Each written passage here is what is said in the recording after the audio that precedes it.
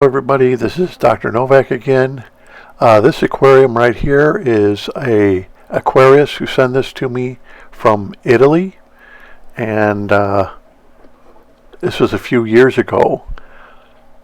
But what I want to do is do a video on some hobbyists that have sent me their photos of their tank.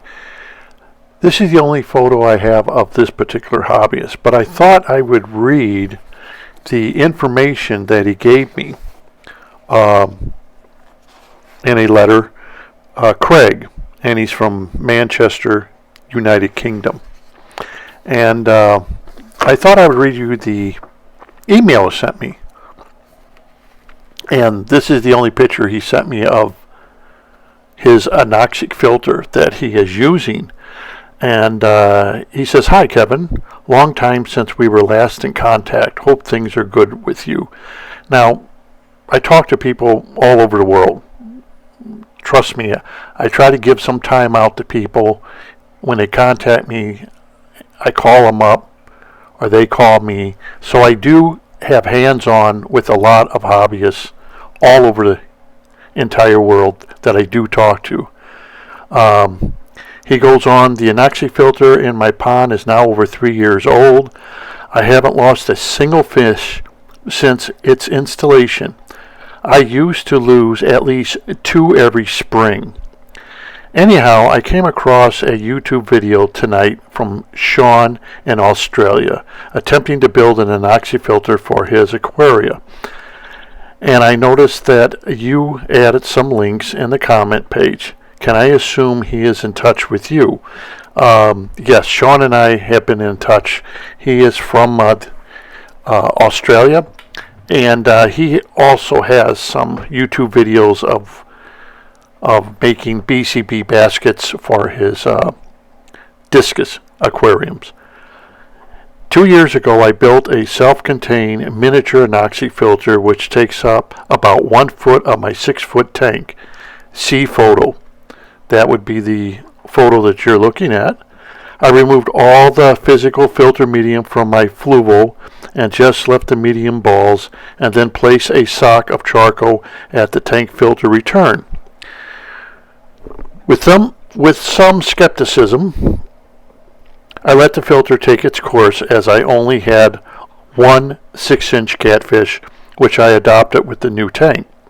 2 years later, he is still with me. 6 weeks ago, I purchased some Maui cichlids, 9 of various sizes, to really test the filter. Bit of an expensive experiment, but full of confidence, and will be upping my stocking level in the near future. The main reason I'm contacting is to give you some feedback on my own findings. Okay, so currently ammonia levels are 0. Nitrate levels are 0. Nitrate levels are 0. Temperature is 80 degrees Fahrenheit, which was nice that he gave me Fahrenheit instead of Celsius because he's in the United Kingdom. pH is 8.5. He has a little footnote saying, "I actually gave up testing on the water a while back." This is what happens. People start using the anoxic filter, and their parameters of their water are so good in their ponds or tanks, they finally just give up testing. There's no reason. Okay. Number 2, I haven't done a single water change in 18 months. Just top up due to evaporation. That's why I thought I would show you this, because 18 months without doing a water change in an aquarium, that's, to me, that's pretty amazing. But you have to understand, this is why I made the anoxic filter. I know there's going to be people who are going to complain and say, "Oh, he should be doing this." People, you got to remember, I deal with people all over the world. Water comes at a premium for some people. They got to pay a lot for it. You can't tell them not to have fish. So what I do is I came up with the anoxic filter, and I try to work with people who can't do water changes like we can in the U.S. Heck, in the U.S. we could do a water change every single day, and if you don't mind paying the price for the water, nobody cares. But I do understand in other countries, water comes at a premium. It may be too expensive, or it may be it's not that readily available to keep changing it, and this happens a lot in Africa. So just try to understand when somebody says that. Don't beat them up or something. I don't. You just have to work around what they're doing because of the fact this is how it is. And I'm not one of those YouTubers who are saying you have to do it my way or it's the highway. No, you got to work around the people. And this is a hobby, so everyone wants to have fun with it, and you can't deny people to have fish, just like you can't deny people to have birds and aardvarks and rhinoceroses and dogs and cats, okay? Number 3, water is crystal clear, polished, and has no odor. All of my fish waste appears to decompose or dissolve, just disappears, leaving the coral sand pristine. Apparently, he has coral sand in his aquarium. From the above observations, I can say with no uncertainty that my ecosystem is fully functional and the need for a dreaded partial water change and tank clean every week or so has been eliminated completely. I have to agree on him on that. I would do a water change no more than once a month. I just tested my phosphates. They're not as good as I want. They're about 2.5. The anoxic filter takes care of phosphates, but I don't really think myself from the test I have taken with phosphates brings phosphates right down to 0. I think if you use an anoxic filter, okay, people, that means if you use a phosphate remover, that you should be able to bring them down to 0.05. The anoxic filter will bring it down so far, and then if you use a phosphate remover, if you're having an algae problem, put one in there, and I'm going to do that with my my 88 canister filter. I'm going to put a phosphate remover in there. See if I can't bring that down to 0.05 and eliminate all algae 100%, because phosphates are the limiting factor. You can get nitrates down to 0 and you'll still have algae, and you'll be wondering, well, what's going on with my tank? I still have algae, because you could have phosphates. And so now that makes explains a lot, right? You look at the tank, you see some algae. Oh, okay. Phosphates of even 2.5, that's low, but not low enough. We want to get them down to 0.05. So I'll use a phosphate remover to help the BCB basket.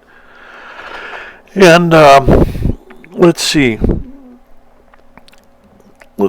Please send me your thoughts on this, as your experience far exceeds mine. These photographs are from a person called Oswaldo. He is from another country. As you can see, he likes his discus. And an anoxic filter seems to have put people in a better mood to have discus and make them live better. There's a lot of information which he has given me about his particular aquarium, but one thing that he has done is he's shown me, if you see on the right side, that's his anoxic filtration system for his aquarium. And I guess he used another aquarium to build that, but did all his own piping, all his own work, so he can keep his discus healthy.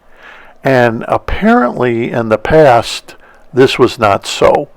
And as you can see, he does use a substrate in his aquarium, which a lot of discus hobbyists seem to be scared of using. But apparently now, since he's built the anoxic filter, he seems a little more confident.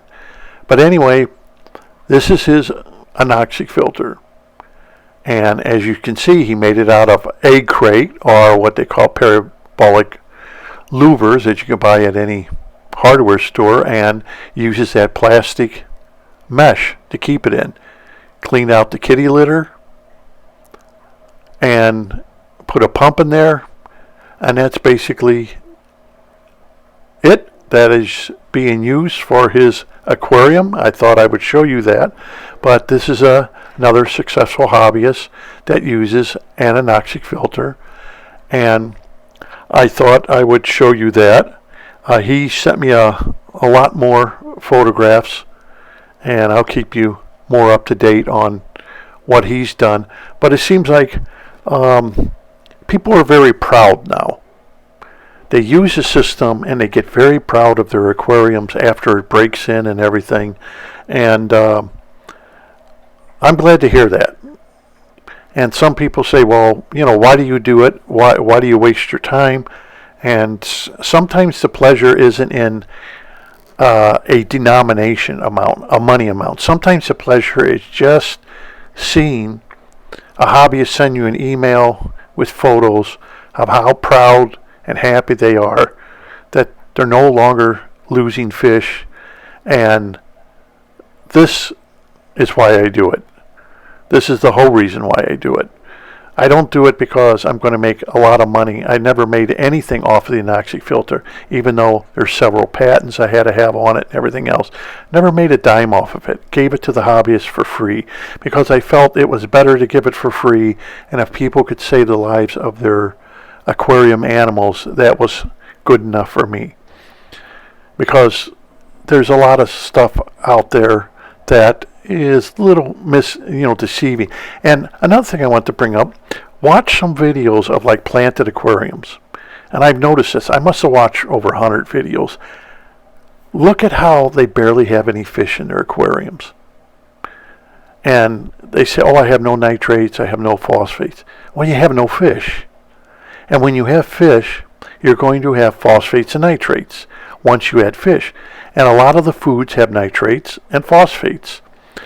So, two things I'm going to do is I'm going to start buying food that doesn't have any phosphates, see how that works. And I am also going to get a phosphate. I have them coming in, and I'll let you know, because like I said, my phosphates are about between 2 to 2.5. Very hard to read these test kits. I think I'm going to have to get a HANA phosphate test kit to really test my phosphates and give you a clear view of how well the phosphates are coming down. But you know what? If you think about it, 2.5, that's really not bad. And I did a water change over a week ago. So that's not really too bad of the phosphates I'm reading. And that's after feeding my fish. So we'll see. I'll look to see if that keeps going up, or does it stabilize, and I'll keep you intact with that, with the phosphates. But I figured maybe a little bit of something to help the phosphates. Maybe we can bring them down to 0.05. But that's after feeding the fish with nitrogen and phosphates. I have 0 nitrogen, but the phosphates are 2.5.